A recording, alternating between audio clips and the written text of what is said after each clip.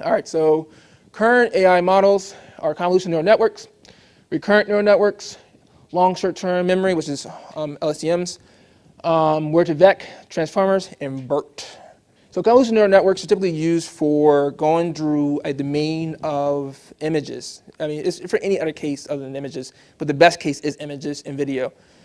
So you can depict from that, as you see in this image here, this little boy, they know who he is because the image is able to figure out that it's him, his cake, and all the other stuff around and surrounding that photo. And that's where deep neural networks are used. Okay, so how does that actually work? Like I said, there are, for example, you've got 28 by 28 image coming in through your system. You're able to then take it by pixels and break them up by 28 by 28, the images I mentioned, and you have a total size of maybe 784 pixels. What it does is it tries to pull some of the data or sample the data at a certain period of time, and in certain iterations, walk through it and filter it and compute the next value from that. So a typical convolutional neural network has about 2 hidden layers. And before I showed you one hidden layer. You guys are good with hidden layers, right? Good. This has 2 different hidden layers in between. And if I can go back, let me see if I can show what I mean by hidden layers. Let's go back. All right, so hidden layer here is just 1. All right, a lot of times for deep neural networks, there's 2, 3, 1,000 of these hidden layer states. And hidden layers, what I mean by that is the fact that you cannot figure out how it predicted the value for that. It figured it out on its own how to adjust the weights. So when you input a value here, the weights are set. You know what the input is. The output for supervised learning, you know what that is as well because you have assigned it the value towards the end. But in between these hidden layer states, which could be 2, 3, especially when you get into a deep level, there are typically, a lot of these models now can go up to about 1,000. You have a problem with compute speed with that, but it allows you to get that deep into it. But a convolutional neural network typically has 2. They're trying to expand that to go deeper. And the purpose of neural networks having that many hidden states is because it's able to break down each little piece into little minute pieces. And that one node will represent that little area of the knowledge you're trying to figure out. So that's why we have 86 billion neurons with over 1,000 synapses, is because we're able to, in between each node, with all those connections, be able to figure out one little piece of information that we've learned. And then you put them all together, you'll have this rush of knowledge and you're able to figure things out at a high capacity. So moving forward out of that, hopefully I didn't confuse anybody with the fact that I'm talking too fast. Am I talking too fast? Okay, all right, good. That's my problem. I understand that you do not want to have too many hidden layers. Okay. Because it will result in kind of be a generalization going back. Yeah. After training, right? Mm-hmm. Because you have too many, you overfed basically memorize the data. Is that something that? Yeah, well, is the question overfitting or you're talking about too many layers? In terms of determining the size of the hidden layers, right? Yes. So, like, you don't want to have a billion of them because at that point you may have more memorized the correct training data as opposed to actually learning something. Yes. Yoshio Bengio and all them say it's always great to have more hidden state or hidden layers because you're able to. I mean, we have a lot more hidden layers than typical networks now. So the more the better, because then you can able to really go through and have a lot more synaptic connections. Because the real brain is not going through one channel. It's typically going through multiple channels to yield to a solution. So the more channels you have to get through that system to get to the end, then you're able to make a better prediction versus going through a channel that might not be quite it, but it's similar, versus it being the best one to choose from. So more is better. But the cost is time and compute. Oh, yeah. So they're working on compute now to get that up to speed. Right. Yeah. So for this neural network, the convolutional neural network, you're walking through each individual. You can see this is just one pixel. So imagine each pixel going through, you're just kind of shifting over one, a 3x3 matrix over one pixel and computing the value from that. And the value you're computing up here is just the weights. So I'm gonna go into this. You choose one portion of the photo, and there's multiple photos. So this is one photo going in, you choose one image of this photo, and you do this about 2 or 3 times. You pull the information all the way to the end, and then what you do is you depict out what it is, a cat, a boat, whatever it may be.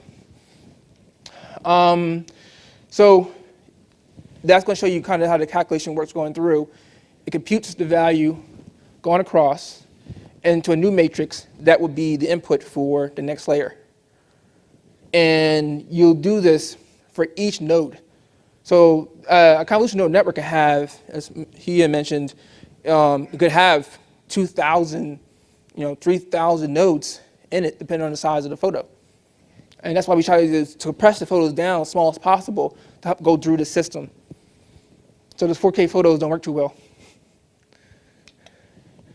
All right, so again, it's kind of like going through a more of a bigger network. You see the 2 hidden states there, and towards the outcome at the end.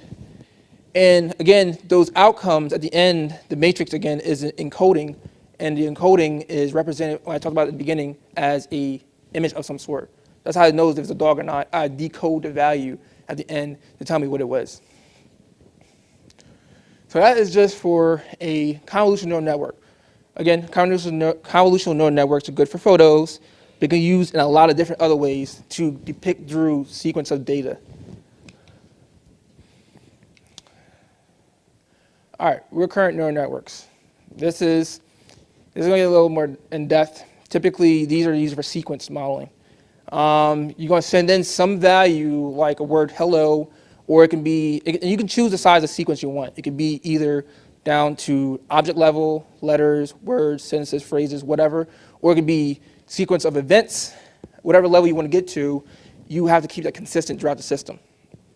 And what recurrent neural networks does is you can send in, again, remember I mentioned earlier that you can code the values? Well, for example, if I code all of the letters in the English dictionary, it would be 26. I will have a vector of 26 here, and I can encode them knowing what letter that is, and send that through a pipeline and figure out the sequence of that going through a recurrent neural network. So I can send through, it goes through a hidden state, hidden layer, typically is 1, 2, maybe 3, depending on how fancy you want to get. And then the output layer, which will again be trained based on supervised learning, because you will provide the letter at the end, and it will predict out what letter should be next in line, again by the encoding. So for the word hello here, it should be able to predict the next letter. And that's what that one does. So there's different ones. There's sequence to sequence, or sequence to just one particular value at the end, but mainly it's used for sequence modeling. And you can see here, it takes in, and how this works is it takes in the previous state of the current network and sends it through again with the current state, and that's channeled through, and that determines what the sequence is. So otherwise, if you didn't have the previous state, how would you know what's next in the sequence? So we try to use a previous state to help with that. That's why I call it recurrent neural networks. All right. Any questions? No? Okay. All right, so it's going to send through those different sequence of, this is one vector of sequences getting sent through the network, popped in, and it's going to compute out the sequence at the end.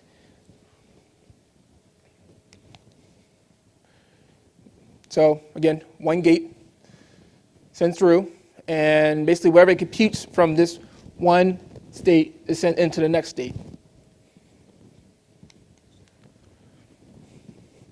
So as I mentioned before, you'll have a previous state and the current state sent through the network and pushed through, and that's because the past one matters, is a sequence. So if you don't have the past one or the one previously state going through the network as well, you kind of lose the sequence. And what I mean by sequence is, Say, for example, you're trying to remember the lineup of people who talked. You said 35 people talked, right? And I don't remember the 35 people who talked one at a time. You'll have a sequence of one to the next, to the next, to the next. And if you don't have a model like this, it will lose the sequence. We are able to do that pretty well because we have working memory in our brains to be able to know next to next to next.